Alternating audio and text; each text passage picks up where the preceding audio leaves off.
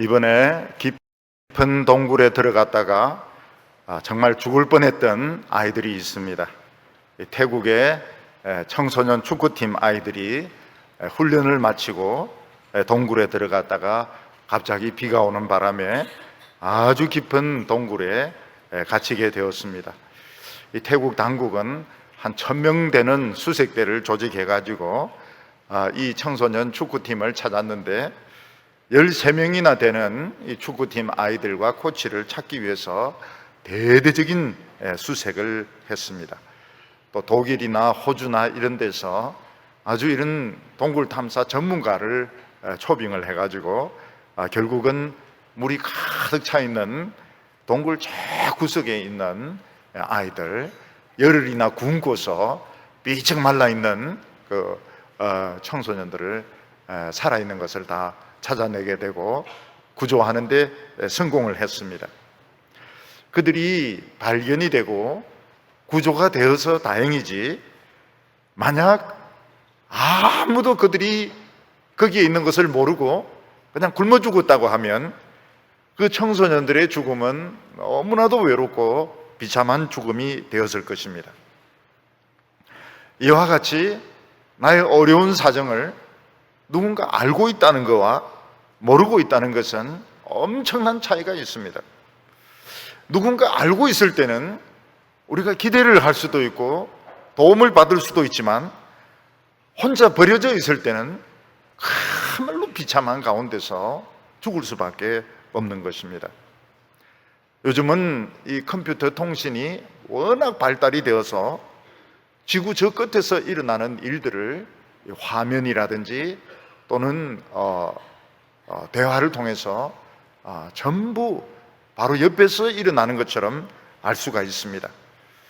미국은 그 빈 라덴을 사살할 때에 백악관에서 대통령과 참모들이 그 텔레비전 화면을 보면서 그 특수부대가 그 집에 침략을 해가지고 그 사살하는 모든 과정들, 또 빈 라덴인지 아닌지 확인하는 모든 과정들을 화면으로 전부 다 보고 있었던 것입니다. 단지 빈 라덴만 그걸 모르고 있었다가 결국은 죽음을 당하게 됩니다. 요즘은 의사들이 환자를 치료하거나 또 수술을 할 때 그냥 대충대충 하는 것이 아니라 MRI를 찍고 초음파를 찍고 또 소형 카메라를 또 넣어가지고 자세히 보면서 수술하고 치료를 하기 때문에 옛날과 비교할 수 없을 정도로 정확하게 치료를 하는 것을 볼 수 있습니다. 다윗과 하나님의 백성들은 이미 수천 년 전에 하나님께서 이 기술을 개발하여서 쓰고 계신 것을 알고 있었습니다. 하나님께서는 우리와 하나님 사이가 얼마나 떨어져 있습니까? 우리는 이 세상에 있고 하나님은 저 하늘 꼭대기에 계신데, 하나님께서는 그 특수한 기술을 통해서 내가 어디에 아픈지, 또 내가 앉고 일어서는 거, 내가 눕는 거, 하나님은 전부 다 보고 계신 것입니다. 또 내가 먼 곳으로 가서 아는 사람이 한 명도 없는 그런 곳에, 또 외딴 곳에 혼자 떨어져 있어도 하나님께서는 그 화면을 통해서 내 모습을 생생하게 보시고 내가 살 수 있는 길로, 또 내가 아름답게 살 수 있는 길로 하나님은 인도하신다고 말씀하고 있습니다. 만약 하나님께서 내 모든 상황을 자세하게 알고 계신다면, 정확하게 알고 계신다면 우리는 어떻게 해야 될까요? 그냥 맡겨버리면 됩니다. 하나님 앞에 그냥 다 맡겨버리고, 하나님 뭐 수술을 하시든지 죽이시든지 살리시든지 하나님께 내 모든 것을 그냥 맡기면 되는 것입니다. 아프면 아프다고 이야기하고, 답답하면 답답하다고 이야기하고, 숨쉬기 어려우면 숨쉬기 어렵다고 이야기하고, 내가 뭐 원하는 것이 있으면 이걸 원한다고 이야기만 하면 되는 것입니다. 왜냐하면 하나님께서는 원격 조정 화면을 통해서 내 상황을 정확하게 보고 계시고, 또 내가 살 수 있는 길을 아시고 그 길로 인도하시기 때문입니다. 이것을 생생하게 체험했던 사람이 바로 그 벨라디 벨란 요나 선지였습니다. 보통 선지자들은 하나님이 뭐라고 하라고 하시면 순종을 하는데, 요나는 하나님 말씀에 불순종해서 하나님께서 니느웨로 가라 이러는데 난 니느웨로 안 간다고, 그래서 정반대되는 다시스로 도망을 칩니다. 그러다가 큰 폭풍을 지중해에서 만나게 되는데, 결국 요나는 그 배에 탄 사람들의 생명을 책임지고 그 바다에 빠지게 됩니다. 그 바다에 빠진 요나를 큰 고래가 삼키게 되는데, 요나는 물고기 배 속에서 지금 살아 있습니다. 그 지중해 바다 한가운데 그 물고기 배 속에 요나는 지금 살아 있습니다. 물고기 배 속은 진짜 비린내가 나고 썩은 냄새가 나고 마실 물도 없고 공기도 아주 희박한 곳입니다. 근데 거기에 요나가 지금 살아 있습니다. 요나가 살아 있다는 것을 아는 사람이 있습니까? 이 천지에 요나가 그 깊은 바다 속에 살아 있다는 걸 아는 사람은 아무도 없습니다. 요나 자신밖에 없습니다. 요나가 거기서 살아날 수 있을까요? 살아난다면 이상한 거, 있을 수 없는 일입니다. 그 깊은 바다에 빠져서 물고기 뱃속에 들어간 사람이 살아난다고 하는 것은 진짜 이건 이상한 것입니다. 있을 수가 없는 일입니다. 근데 요나는 그 물고기 뱃속에서 믿는 것이 있습니다. 무엇을 믿는가 하면, 하나님은 내가 여기에 살아있는 것을 알고 계신다, 이것을 믿습니다. 왜냐하면 지금까지 되어진 이 과정들을 보면 우연히 일어난 일이라고는 아무것도 없는 것입니다. 전부 하나님이 하신 일이라는 것을 요나가 알게 되었습니다. 그렇다면 하나님은 지금 내가 살아계신 것을 알고 계시고, 내가 지금 물고기 뱃속에서 숨도 제대로 못 쉬고 기도하는 것을 들으실 거라는 것을 믿습니다. 그래서 요나는 그 물고기 뱃속에서 숨도 제대로 못 쉬면서 헐떡거리면서 기도하는데, 하나님이 그 기도를 들으시고 물고기에게 명령을 내리십니다. 그놈 뱉어버려. 그 벨란 놈, 그 먹어봐야 그 별로 도움이 안 될 텐데 뱉어버리라고. 안 그래도 이 물고기가 이 이상한 걸 먹고 난 뒤에 속이 좀 니글니글 거렸는데, 하나님께서 뱉어버리라 하니까 아마 그냥 그대로 뱉어버리는데, 그 뱉은 곳이 어딘가 하면 바로 육지 가까운 곳이었던 것입니다. 요나의 이 경험을 자신에게 적용한 사람이 있습니다. 그분이 누군가 하면 예수님이었습니다. 사람들이 예수님에게 표적을 보여달라, 당신이 하나님으로부터 온 표적을 보여달라 이러니까 예수님이 뭐라고 말씀하십니까? 이 악하고 엄란한 세대가 표적을 구하지만 나는 요나의 표적밖에는 보여줄 것이 없다, 이렇게 말씀하셨습니다. 그리고 예수님께서는 어느 누구도 알아주지 않는 가운데서 십자가에 못 박혀서 무덤에 장사되고 꼼짝 못하는 가운데서 무덤 속에서 3일 동안 죽어 있어야만 했던 것입니다. 그런데 예수님께서는 알고 계셨습니다. 이 세상 어느 누구도 모르지만 하나님은 알고 계신다. 하나님은 내가 하나님의 말씀을 믿는 것을 알고 계시고 하나님의 말씀에 순종하는 것을 알고 계신다. 꼼짝 못하고 사흘을 죽어 계셨는데, 예수님께서는 사흘 만에 그 사망의 권세를 깨뜨리고 살아나셨던 것입니다. 우리 성도들은 때때로 어느 누구도 알지 못하는 어려운 문제를 가지고 고민하는 경우가 있습니다. 그게 돈 문제일 수 있고 사람의 문제일 수 있고 자신의 미래 문제일 수 있습니다. 하나님께서는 이것을 다 알고 계십니다. 하나님께서 내 모든 문제를 알고 계신다는 것을 믿으시기를 바랍니다. 하나님은 내 모든 것을 알고 계신다. 그렇다면 나는 어떻게 해야 되는가? 이것을 오늘 시편 139편은 말씀하고 있습니다. 오늘 첫 번째로 성경은 하나님은 내 모든 사정을 알고 계신다, 이렇게 말씀하고 있습니다.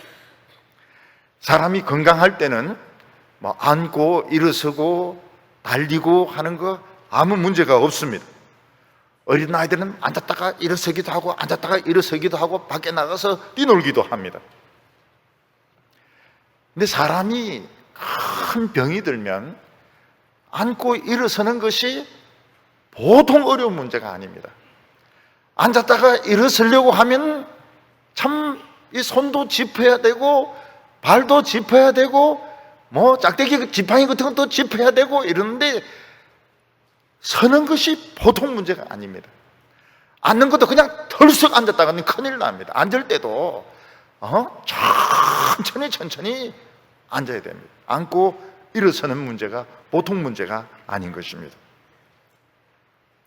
그래서 집에 이렇게 큰 수술을 받거나 아픈 사람이 있으면 도와줘야 됩니다. 물건 같은 것들도 좀 자꾸 갖다 줘야 돼요. 뭐 좀 갖다 달라 이러면 자꾸 갖다 줘야 돼요. 왜냐하면 움직이는 것이 굉장히 힘들어요. 제가 다리를 다쳤을 때 제일 답답한 것이 무엇인가 하면 움직이는 것이 너무 힘든 겁니다. 그리고 제 아내가 제 손을 잡고 가는데, 우리 손 잡는 게 물론 사랑해서 손 잡고 가는 것도 있지만은 넘어지지 않도록 한다는 이유가 있다고 이야기했습니다. 막 나를 땡기면서 왜 이래 늦게 오는 거야 막 이러는데, 정말 참 목사가 아니라면은 막 이 입에서 막 진짜 욕이 나올 정도로 걷는 것도 힘들고 일어서는 것도 힘들고 앉는 것도 힘들고, 뭐 좀 갖다 달라 뭐 갖다 달라는 게 굉장히 많습니다. 왜냐하면 그 움직이는 게 굉장히 힘들거든요. 엉덩이로 가면 돼. 그것도 쉽지가 않아요. 그래서 이 일어선다고 하는 거, 또 앉는다고 하는 거, 걷는다고 하는 거, 이게 굉장히 이게 본인에게는 그 어려운 문제인 것입니다. 그 큰 수술을 하고 나면 의사가 무슨 이야기 합니까? 누워있지만 말고 복도를 자꾸 걸으라고 이야기합니다.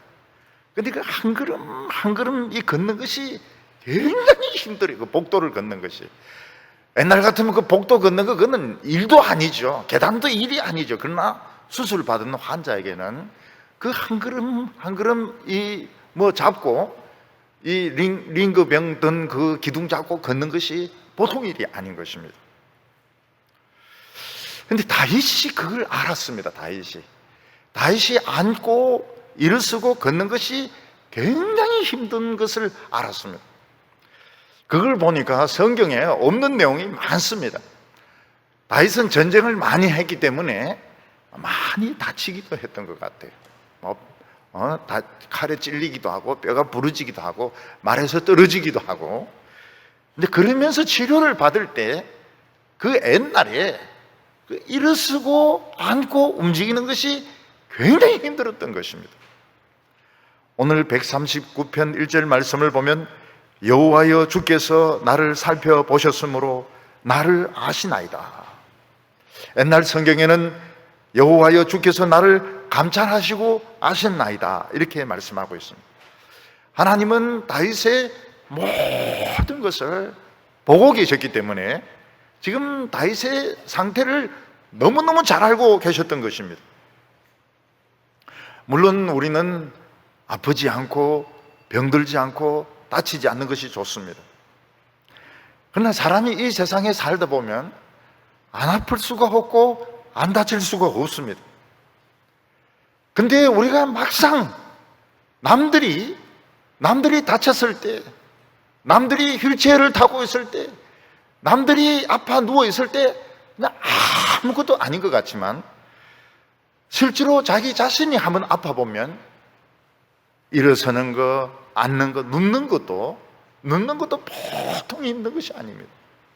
우리 심장 수술한 장로님들 말씀 보면 이 심장을 이제 그 절개를 하고 뼈를 뽑아내지 않았습니까?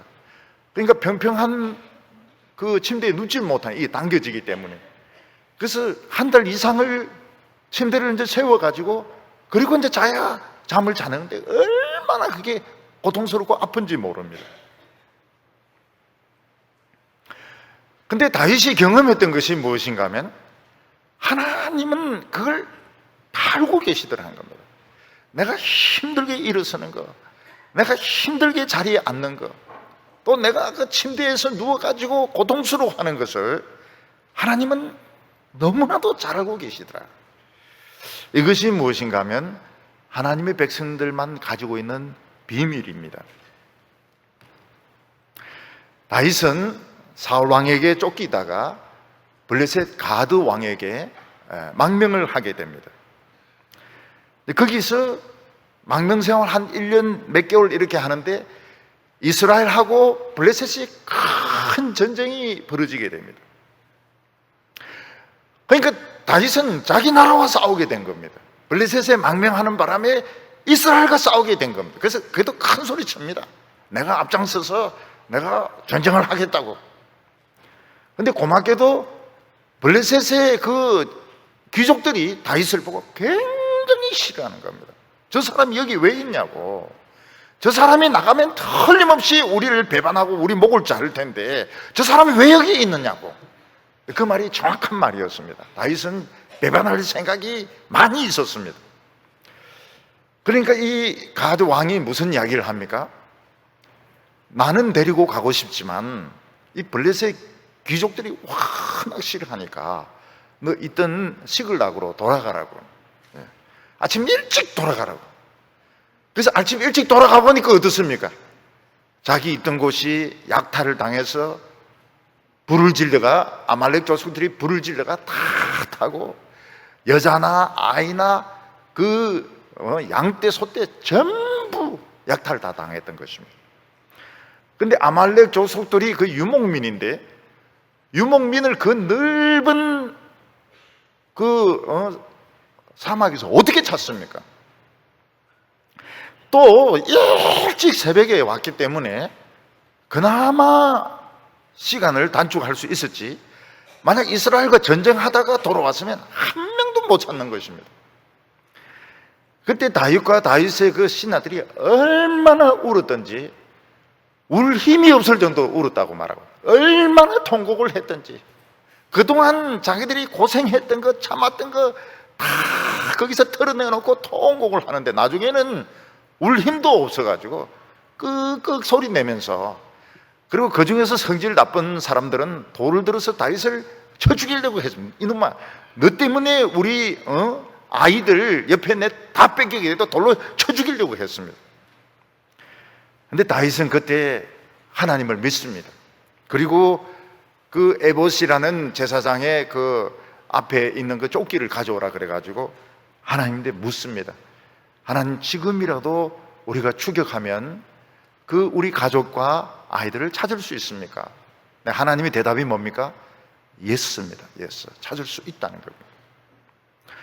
근데 하나님의 그 조끼는 예스와 노만 대답을 하지 뭐 어느 방향으로 가라, 어떻게 가라 이런 게 없습니다. 찾을 수 있다는 것입니다. 그러니까 다윗은 어떻게 합니까? 그냥 그 자리에서 일어나서 그냥 아무 방향으로나 가는 겁니다. 아무 방향으로나.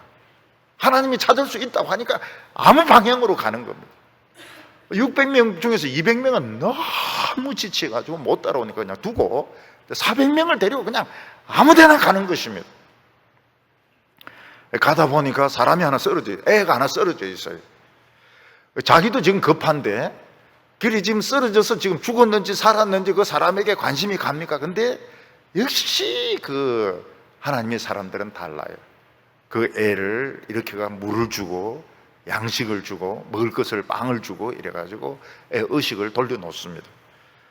그리고 이제 물어봅니다. 너 누구냐? 이러니까 나는 애굽 노예인데 내 주인이 3일 전에 열병이 나니까 나를 버렸다고. 그래서 3일 동안 자기는 물도 못 먹고 떡도 못 먹고 자기는 죽어야 되는데 자기가 왜 살아있는지 모르겠다는 것입니다.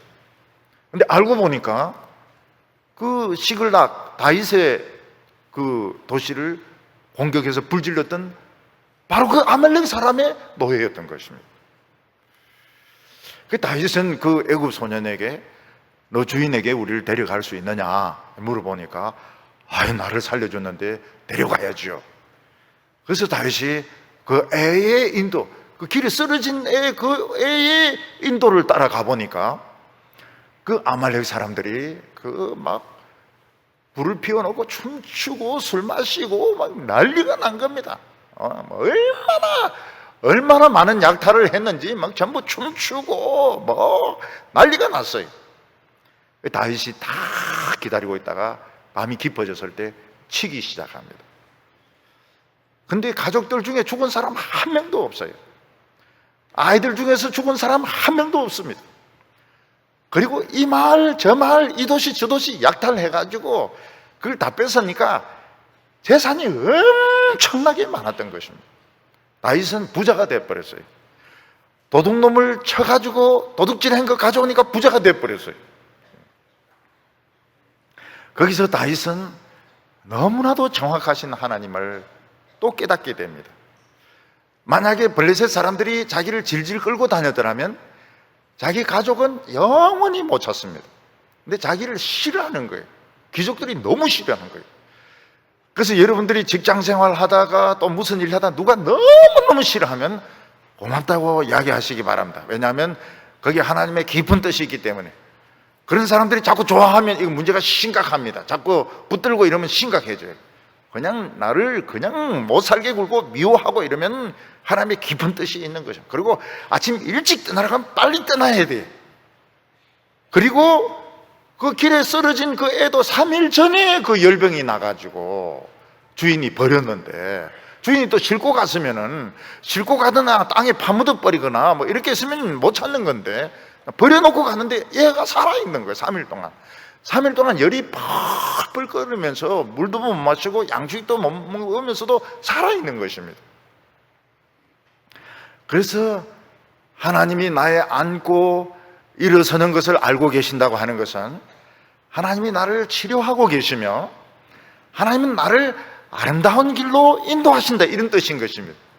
지금 당장은 몸이 아프고 당장은 지금 고통스럽지만, 지금 당장은 길이 보이지 않지만 하나님 지금 안고 일어서고 조금씩 움직이는 것을 통해서 나를 회복하고 계시고 나를 정말 아름다운 길로 인도하고 계신다, 그런 뜻인 겁니다. 하나님은 내가 10번 일어선 걸 아신다. 오늘 조금 더 그렇다. 그것도 참 중요하죠. 그것도 중요하지만 하나님은 지금 내가 회복되고 있는 것을 회복시키고 계시고, 하나님은 내를 정말 아름다운 길로, 우리 가족을 살리는 길로 하나님은 이끌고 계시는구나. 그래서 누군가가 나를 너무너무 미워할 때, 너무너무 미워하고 마음에 상처를 주고 못된 말을 할 때 우리는 뭐라고 이야기해야 됩니까? 고맙다고 이야기해야 됩니다. 고맙다고, 땡큐라고 이야기해야 돼요. 그렇게 하지 않으면은 우리 움직이질 않으니까요.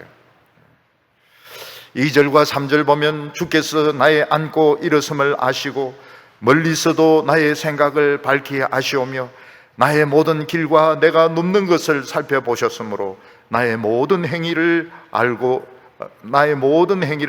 계시오니. 저는 성경 젊었을 때 제일 이해가 안 되는 구절이 이 구절이었습니다. 안고 일어섬을 알고 계시며, 이게 이해가 안 됐습니다. 왜냐하면 젊었을 때는 힘이 넘치기 때문에, 아니 내가 안고 싶으면 안고, 일어서고 싶으면 일어서는 것이지 안고 일어서는 것이 왜 그래 중요한가, 그걸 이해를 못했습니다. 이해 못하는 성경 구절 중에 하나가 이 구절이었습니다. 하나님께서 이해가 안 돼? 이해시켜주지. 이해가 됐어요. 너무너무 이해가 됐습니다. 딸이 부러지고 나서, 병들고 나서 이해가 되었습니다. 일어서는 건 너무너무 힘들어요. 일어서는 건 너무너무 힘들어요. 앉는 거 너무너무 힘들어요. 어디 가는 거 너무너무 힘들어요. 그래서 제대로 걷지도 못하고 막 이러는데 성질이 나가지고요, 제대로 걷지도 못하는데 뛰었어요. 제 아내가 보고 뭐라고 하면 미쳤다고 그랬어요. 정말 미쳤다. 걷지도 못하는데 성질은 나가지고 막 뛰었습니다. 뛰니까 뛰지는 거예요. 문제는 이제 그 다음날 못 일어나는 게 문제죠. 사람들은 아픈 사람들 보면은 그 이해를 못합니다. 왜 빨리 안 오느냐고, 왜 빨리 안 오고, 왜 그렇게 행동이 느리느냐고, 왜 그래 이렇게 못하느냐고. 그런데 실제로는 굉장히 힘들어요. 굉장히 힘들어요. 아픈 분들은 힘이, 장애를 가진 분들은 모든 게 너무너무 힘들어요. 그래서 사람들은 요즘은 그런 말을 절대로 하면 안 됩니다. 몸이 아픈 분들에게 나쁜 말을 하거나 그러면 안 됩니다. 그러나 마음속으로는 그렇게 할 줄 몰라요. 마음속으로는 왜 이래 느린가, 왜 이래 느린가. 또 이제 장애를 가진 가족이 있으면은 나는 아무것도 못한다. 나는 여행도 못하고, 나는 놀러 가지도 못하고, 그런 생각을 가질 수도 있습니다. 근데 하나님은 그렇게 안 하세요. 하나님은 절대로 싫은 생각을 정말 조금도 안 가지십니다. 하나님은 무시하지도 않으십니다. 하나님은 어떻게 하십니까? 하나님은 내 길을 알고 계시고, 이런 것을 통해서 점점 나를 더 아름답게 성숙하게 만드신다고 말씀하고 있습니다. 4절에 여호와여 내 혀의 말을 알지 못하는 것이 하나도 없으시나이다. 어린아이가 말을 하면 사람들이 못 알아듣습니다. 통역이 필요합니다. 어린아이가 따따따따따따 이렇게 이야기하면 다른 사람들은 아무도 못 알아듣습니다. 근데 엄마는 다 알아듣습니다. 지금 물 달라는 말인지, 지금 밖에 나가자는 말인지, 지금 엄마는 다 알아듣습니다. 마찬가지로 우리가 기도할 때 기도를 정말 하나님의 뜻에 딱 맞게 기도하는 사람 한 명도 없습니다. 우리는 기도할 때 어떻게 기도합니까? 횡설수설합니다. 횡설수설하고 그냥 되는 대로 막 합니다. 되는 대로 막 합니다. 근데 하나님께서는 우리의 상태를 알고 계시기 때문에 우리의 기도와 상관없이 응답해 주십니다. 그래서 우리는 돈 달라고 막 기도를 했는데 하나님 딴 거 주십니다. 왜냐하면 하나님은 우리 상태를 너무나도 정확하게 알고 계시기 때문에. 그렇다고 해서 우리가 돈 달라는 기도를 안 할 수 없잖아요. 그러니까 우리는 그냥 막 해놓고 보는 겁니다. 해놓고 보는 거예요. 돈도 달라고 하고, 우리 애 학교도 붙게 해달라고. 그리고 끝에 가서는 뭐라고 이야기해야 됩니까? 횡설수설이지만 이해해 주시기 바랍니다고. 그럼 하나님 알았다고 그러면서 하나님의 계획에 따라서 좋은 것을 주십니다. 우리는 기도가 응답이 안 됐다고 입이 막 부풀어 오르지만 하나님 굉장히 기분 좋아하세요. 왜냐하면 하나님의 뜻대로 다 되기 때문에, 우리 횡설수설 기도한 것을 하나님 다 알아들었기 때문에. 그래서 기도할 때 기도 잘하려고 할 필요가 없습니다. 기도 절대로 잘하려고 할 필요가 없습니다. 어떤 분은 기도를 거의 시적으로 하는 분이 계셔요. 시냇물은 졸졸 모래알은 반짝 그러면서 막 한자도 써먹고 그래 할 필요가 없어요. 그래 봐야 다 횡설수설입니다. 그냥 생각나는 대로 막 하면 돼요. 막 하면 하나님이 뺄 건 빼고 넣을 건 넣으시고 바꿀 건 바꾸시고 그냥 알아서 해주시기 때문에 다 잘 되는 거며 다 잘 되는 거예요.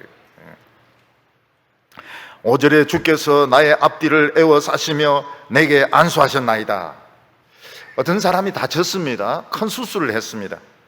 그러면 엘리베이터를 타든지 어떤 교회를 오든지 간에 그냥 앞뒤에서 사람이 이렇게 밀 수 있습니다. 그러면은 굉장히 아파요. 굉장히 아픕니다. 그럴 때 하나님은 어떻게 하십니까?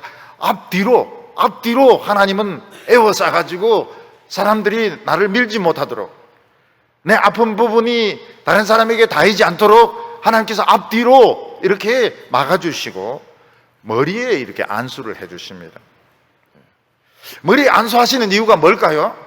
막 총기가 뛰어나라 그런 뜻보다는 너무 흥분하지 말고, 너무 당황하지 말고 그냥 안심해라고 이렇게 다독거려 주는 것입니다. 우리 같은 그 어려운 일을 당했을 때 막 흥분을 하게 됩니다. 흥분을 하게 되고 또 걱정에 빠지게 되고 그리고 막 미움의 감정이 생기고 이럴 때 하나님께서 다독거려 주세요. 가슴을 다독거려 주시기도 하시고 머리를 이렇게 하면서 만져주시면서 흥분하지 말라고. 애가 막 너무 놀래가지고 막 울고 막 소리 지르고 이러면 엄마가 머리를 만져줘, 얼굴을 만져주면서 놀래지 말라고, 걱정하지 말라고, 다 잘 될 거라고. 이렇게 하면 애가 이제 점점 이제 진정이 되는 것입니다. 6절에 보면 이 지식이 내게 너무 기이하니 높아서 내가 능히 미치지 못하나이다. 그 하늘 꼭대기에서 하나님께서 내 모든 상황을 전부 다 보고 계시고 알고 계시는 이 기술, 이 지식은 너무너무 높아서 다윗은 이해할 수가 없었다고 말했습니다. 아마 지금 사람들은 이해가 될 겁니다. 지금은 뭐 미국에 있어도 또 중국에 있어도 또는 일본에 있어도 화상을 가지고 통화가 되기도 하고, 화상 통화 잘 안 되더라고요. 보니까 잘 안 되기도 하고 끊기기도 하고요. 근데 하나님의 이 통신은 뭐 끊기거나 그런 거 없습니다. 하나님은 너무 생생하게 정확하게 알고 계신데 다윗은 그거를 그때 잘 이해를 못했다는 것입니다. 지금 눈앞에 하나님이 없는데, 지금 아무도 내 사정을 모르는데 어떻게 어떤 사람이 양식을 가져다 주고, 어떤 사람이 내 마음을 따독거려 주고, 어떤 사람이 나에게 어떤 길을 이야기를 해줄 때 처음엔 잘 이해가 안 됐다는 것입니다. 근데 나중에 알고 보니까 하나님은 굉장히 뛰어난 게, 지금 이 컴퓨터로 이 컨트롤하는 이거 이상의 그 기술을 하나님은 수천 년, 수만 년 전에 개발하셔가지고 우리 성도들에게 이걸 적용을 하고 있었던 것입니다. 그래서 여름에 홍수가 나면 홍수 통제소에서 어떻게 합니까?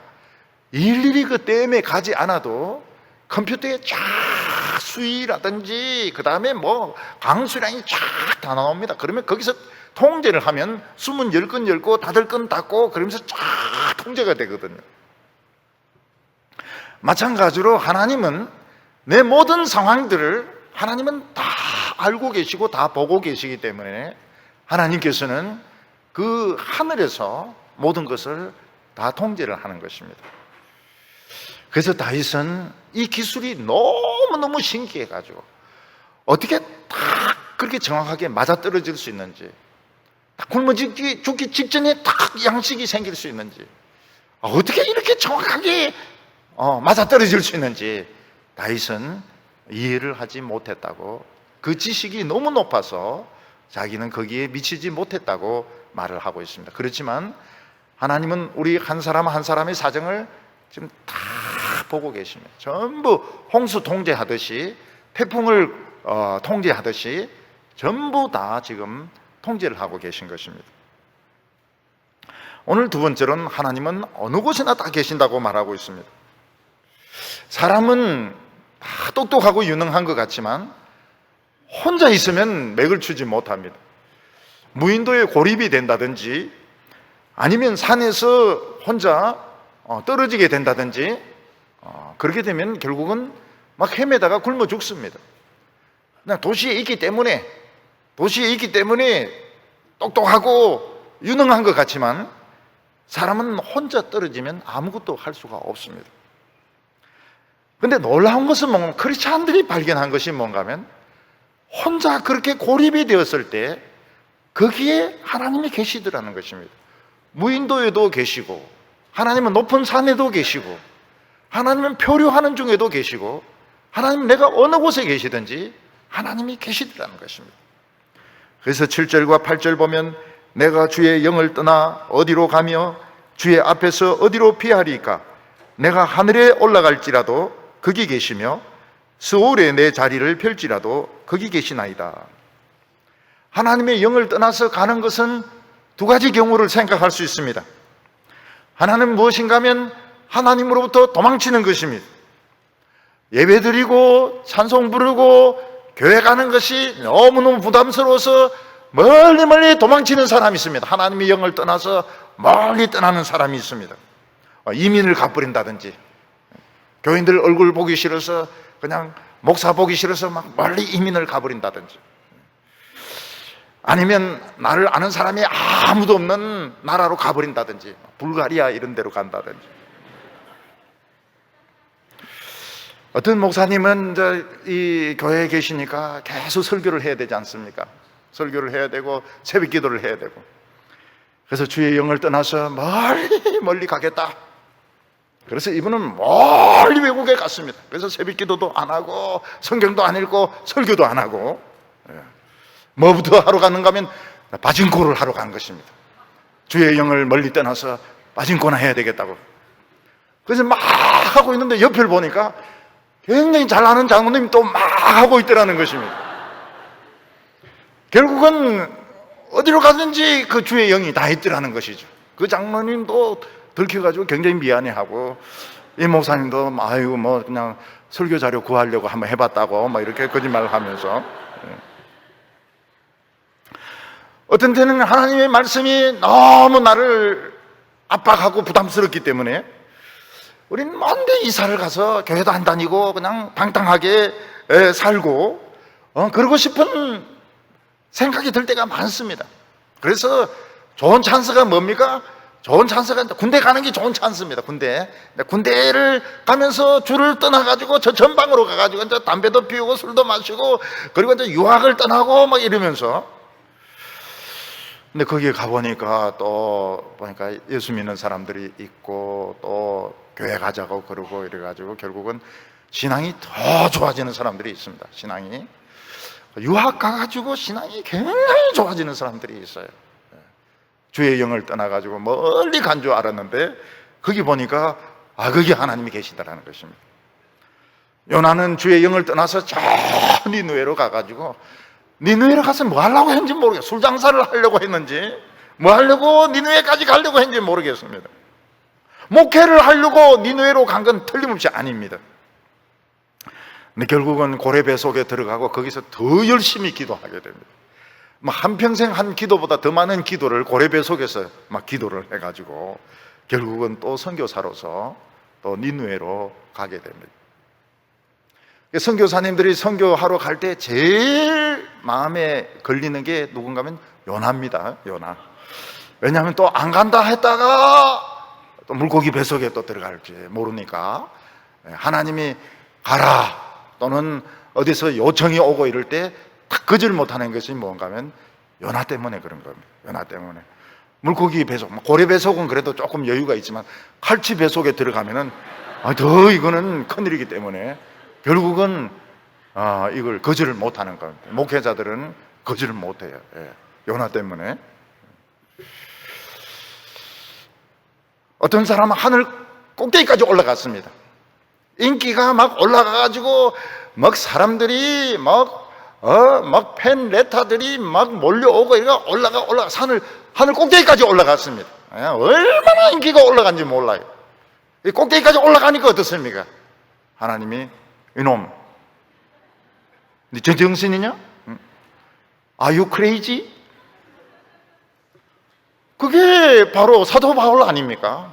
사도 바울은 공부하면 공부는 사도 바울 따라올 수가 없어요. 열심도 따라올 수가 없습니다.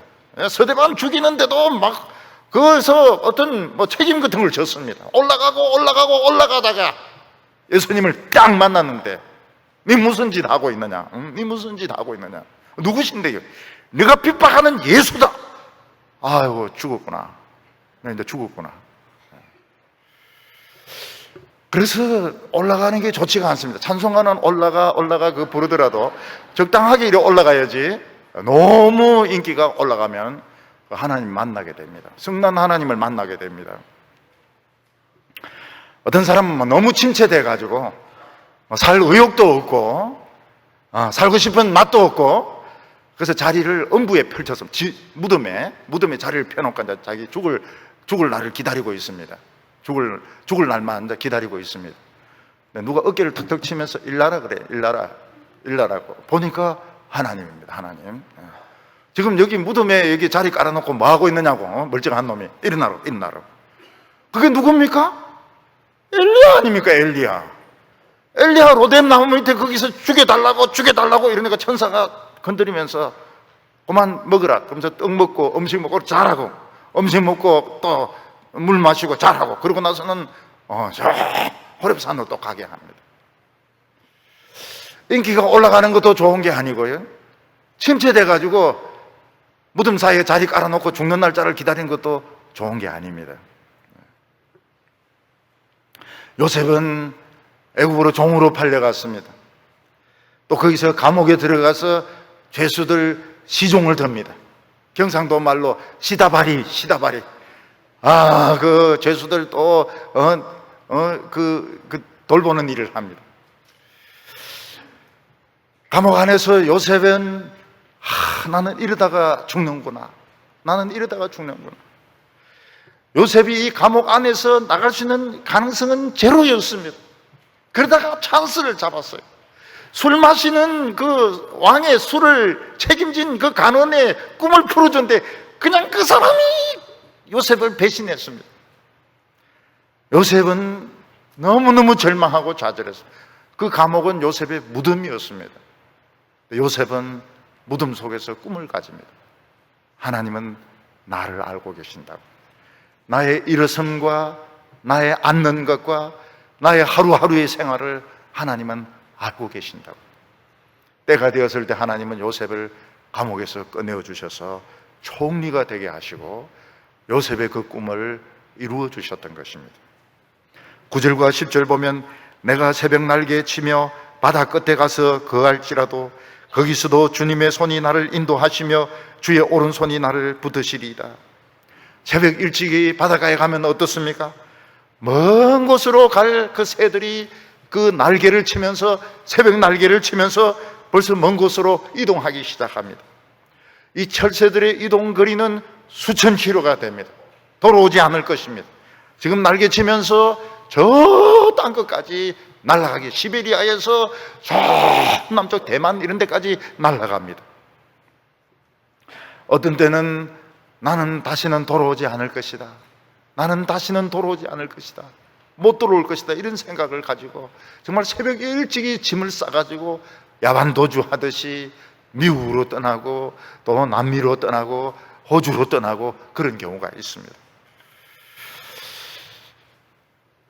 근데 하나님께서는 그곳에서 나를 만나주시고 그곳에서 나를 다시 일어서게 하시고 또 돌아오게 하시는 겁니다. 돌아와서 사람들을 만나게 하십니다. 야곱은 형 에서로부터 야반돈주를 합니다. 새벽 날개가 아니고 캄캄한 밤에 날개짓을 하면서 참 길도 없는 곳을 날아가면서 돌베개를 하고 잠을 자는데 하나님께서 거기서 야곱을 만나주시고 축복을 해주시고, 야곱은 하란에 가서 거기서 아내도 만나고 거기서 많은 자식을 낳게 됩니다. 아내를 너무 많이 만나가지고 야곱은 고생을 많이 합니다. 참 이 야곱에게 있어서 아쉬웠던 것이 뭔가 하면, 야곱이 그 베델에서 하나님을 만나지 않습니까? 그런 말씀 붙들고 그 하란에 가가지고 설교하고 기도하고 부흥을 일으키는 겁니다. 그 하란에 있는 라반과 그 식구들은 보면 하나님도 믿지만 우상도 믿습니다. 그러니까 신앙이 굉장히 미신적이고 침체된 그런 상태에 있는데, 그들에게 자기가 베델에서 만났던 그 뜨거운 하나님, 그 싱싱한 하나님을 전했더라면 그 하란에서도 부흥이 일어났을 것입니다.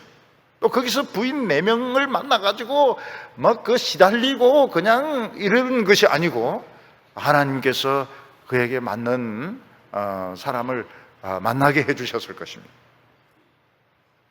우린 너무 신앙이 좋으면 걱정이 되는 게 있습니다. 신앙은 굉장히 좋은데 못생긴 사람이라든지, 너무너무 교회 일에 열심인데 키가 너무 작다든지, 뭐 이런 사람 만날까봐 걱정돼 있는데 걱정할 필요가 없어요. 왜냐하면 이 눈을 만드신 분이 하나님이십니다. 우리 눈에 이쁜 것은 하나님의 눈에도 이쁩니다. 그러니까 그런 걱정은 하지 마세요.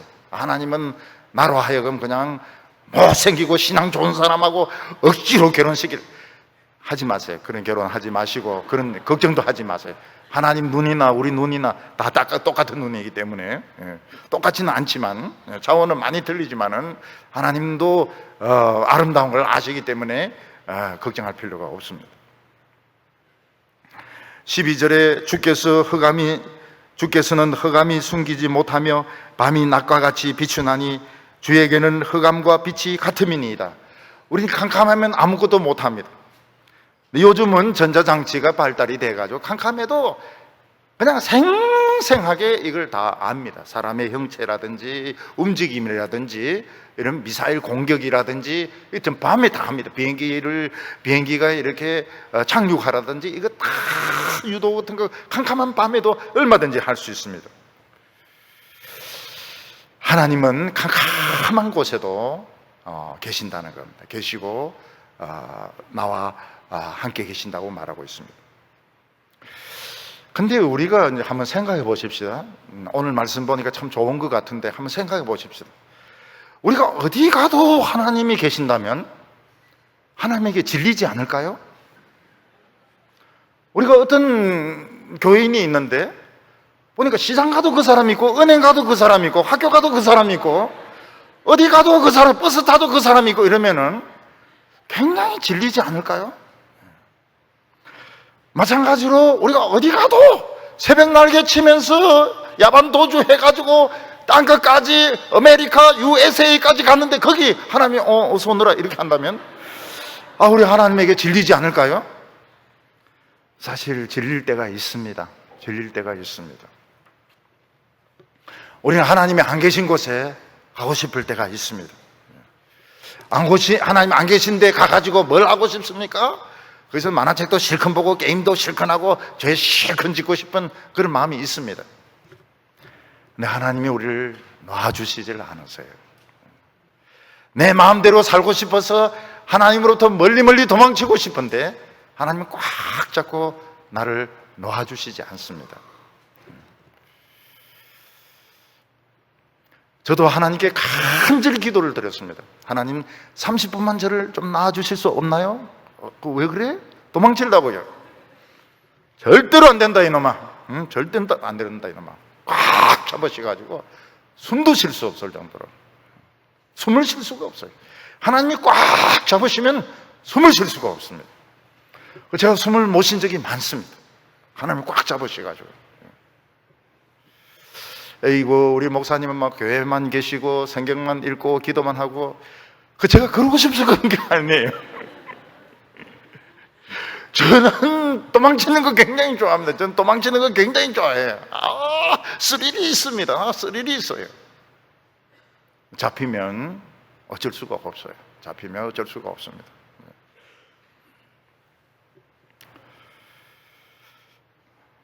만약 하나님이 내 모든 사정을 다 알고 계신다면 엄청 스트레스 받지 않을까요? 우리는 나만의 공간, 나만의 프라이버시가 있어야 좀 안심이 됩니다.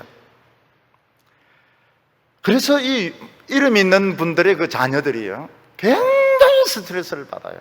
왜냐하면 항상 너희 아버지는 어떻고 또 목회자의 자녀들 같으면 목사님은 어떻고 회장님은 어떻고 막 그렇기 때문에 애가 자기 프라이버시가 없어요. 그래서 굉장히 그 예민하고 반항적입니다. 반항적이에요. 그래서 우리 예수 믿는 사람들이 보면 어떻는가 하면 스트레스를 많이 받습니다. 하나님 몰래 죄를 지어야 되는데 하나님은 어느 곳에나 다 계시니까 죄를 지어도 이게 마음이 편치가 않는 겁니다. 기분이 좋지가 않은 거예요. 그래서 우리 예수 믿는 사람들은 스트레스를 많이 받습니다. 스트레스를 많이 받고 자기만의 공간, 자기만의 비밀이 없어요. 자기만의 비밀이 없습니다.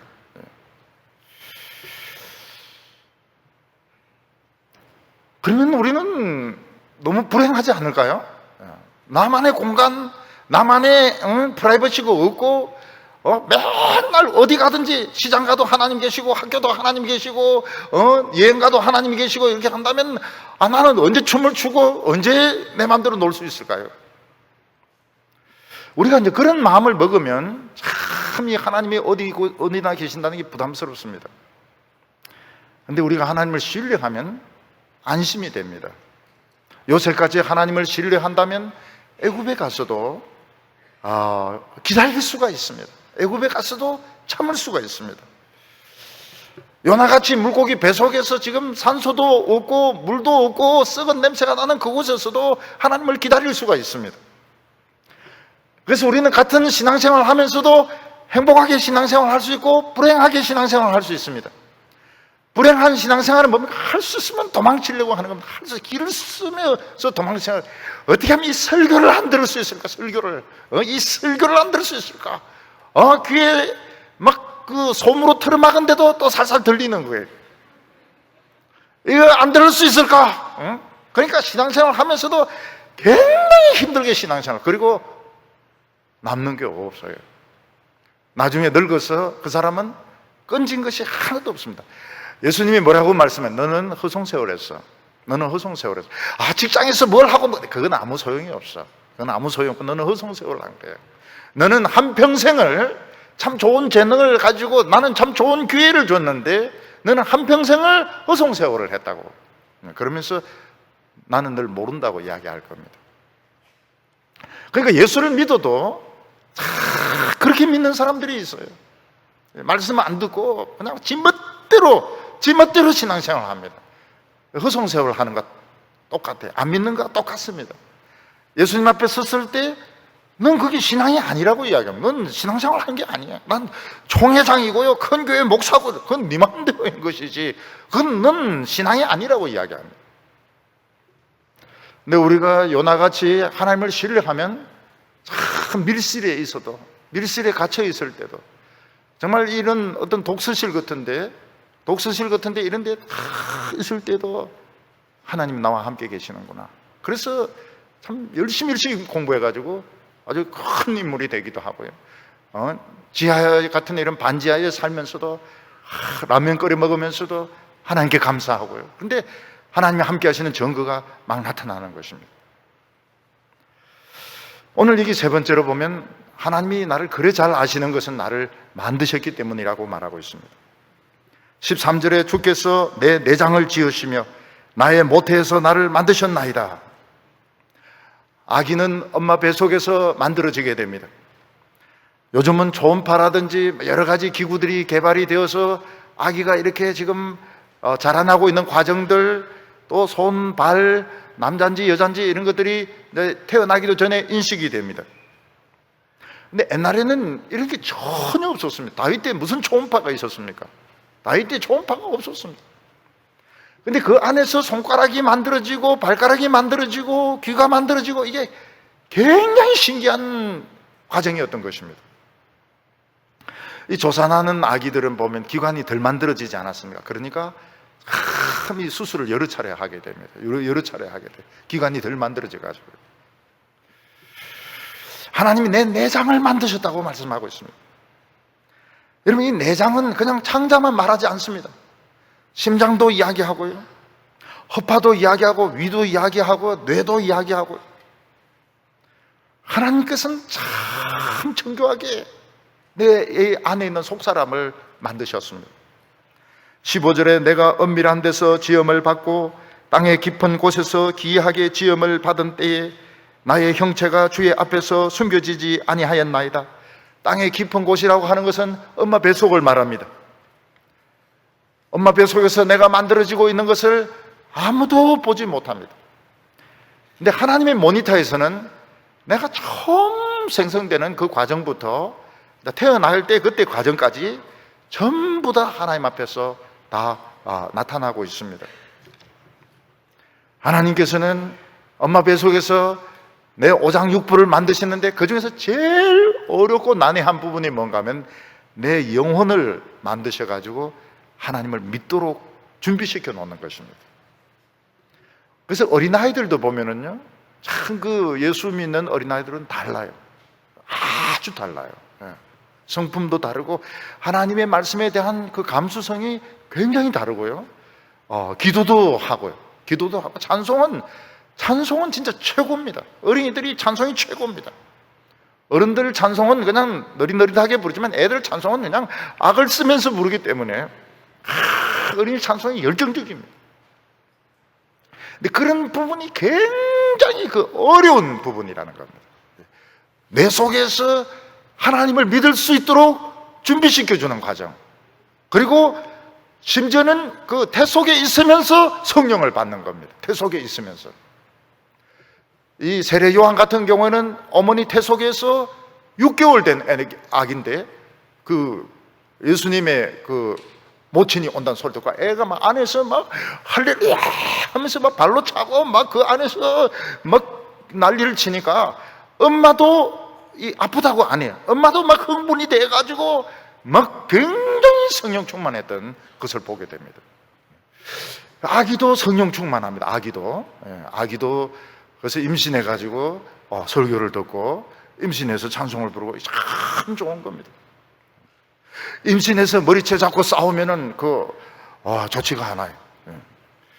14절에 내가 주께 감사하오면 나를 지으심이 심히 기묘하심이라.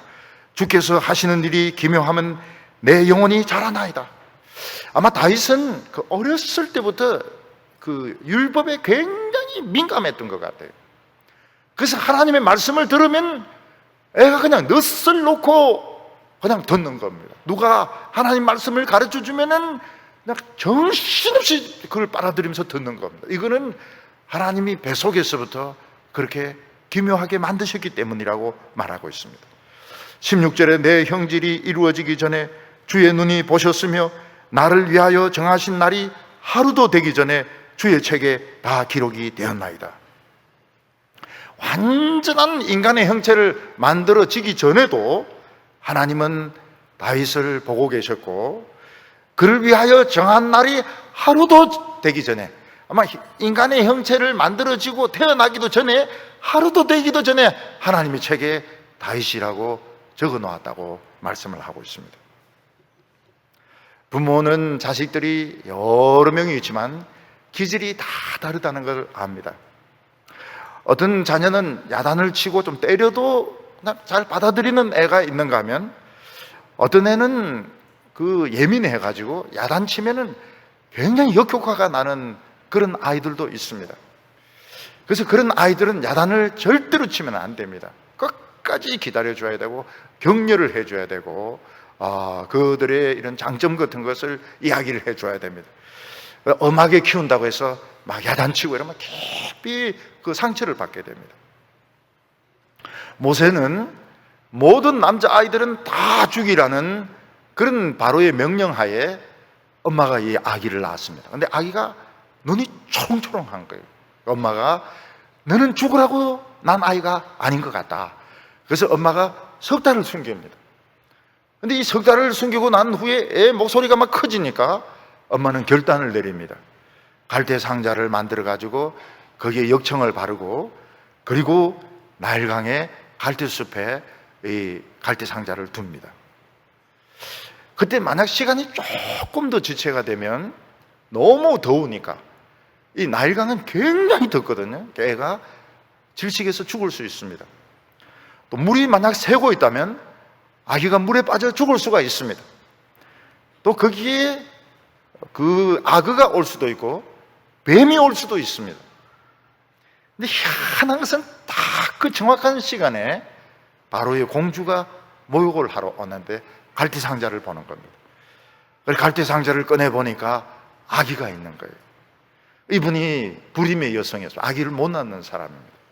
아기를 탁 안는데 아기가 우는 거예요. 아기가 우는 거예요. 그때 모성애가 동화하면서 이 아기를 키워야 되겠다 이런 결심을 하는 겁니다. 제가 만약 모세였다면 탁 아기를 안았을 때 손가락을 탁 빨아주었을 텐데 이 모세는 너무 어려가 지금 석 달밖에 안 돼가지고 막 우는 거예요. 모세가 막 아기가 우니까 엄마가 이 바로의 공주가 모성애가 발동이 돼가지고 이 애를 키우기로 결심을 합니다. 정확한 거예요. 모든 게 정확한 겁니다. 하나님은 모든 것을 정확하게 하십니다. 17절과 18절 보면 하나님이여 주의 생각이 내게 어찌 그리 보배로운지요 그 수가 어찌 그리 많은지요 내가 세려고 해도 그 수가 모래보다 더 많도소이다. 내가 깰 때 여전히 주와 함께 있나이다. 하나님은 우리 한 사람 한 사람에 대해서 좋은 생각을 많이 가지고 계십니다. 너무너무 좋은 계획을 많이 가지고 계세요. 어린 딸이 태어났을 때 애를 바이올린을 가르칠까 피아노를 가르칠까? 미스 코리아를 시킬까? 모델을 시킬까? 영화배우를 만들까? 생각이 굉장히 많은 것입니다. 제 밑에 이제 동생이 낳습니다. 제까지 이제 4명이 아닙니까? 4명이 이제 제까지 아들이고 5번째가 딸이 낳았거든요. 그때 우리 아버지의 그 결심이 뭔가 하면 미스 코리아를 만들겠다, 이런 결심이었습니다. 그래서 미스 코리아가 되려고 하면 옆에 이 우드를 놓으면 안 됩니다. 여기 옆에. 미스 코리아 수영복 입고 착착 달려야 되기 때문에. 그래서 아버지가 발꿈치에 그 천연두를 놨다는 거예요. 천연두를 놔가. 불주사도 여기 못 놓게 하고. 그러니까 빨리 안 나가지고 애를 먹었다는 겁니다. 생각이 굉장히 많으셨던 것 같아요. 근데 미스 코리아하고는 좀 거리가 먼 그런 인생을 살게 되었습니다. 우리는 뭐 아기를 낳았을 때 뭐 그런 생각이 없었습니다. 우리는 이 아기를 미스 코리아로 만들어야 되겠다, 뭘 해야 되겠다, 이런 생각이 일체 없었어요. 우리는 미쳐 있었기 때문에, 우리 부부는 미쳐 있었기 때문에 아기에 대해서 그런 생각을 하지 못했습니다. 근데 예수님은 그런 계획을 가지고 계셨던 것 같아요. 우리 애에 대해서도 그런 생각을 가지고 계셨던 것 같습니다. 그래서 누가 저에게 물었습니다. 아기는 어떻게 하냐고. 당신들이 인생을 그렇게 산다 하지만, 자신들이 원하는 대로 산다고 하지만 아기 인생은 어떻게 하냐고. 그때 제가 그 대답을 했습니다. 우리 아기에 대해서도 하나님은 계획은 가지고 계신 거라고. 우리가 잠잘 때 하나님은 너무 우리를 사랑하셔가지고 주무시지도 않고 조시지도 않고 우리 옆에서 우리를 지키고 계십니다. 사람이 수술을 받았다가 잠을 탁 깰 때에, 수술해서 깰 때에 옆에 자기가 사랑하는 부모님, 사랑하는 애인, 사랑하는 남편, 아내가 있기를 원합니다. 그래서 수술하고 눈 떴을 때 옆에 누가 있는지 찾습니다. 하나님께서는 수술하고 우리가 눈을 떴을 때 우리 옆에 계십니다.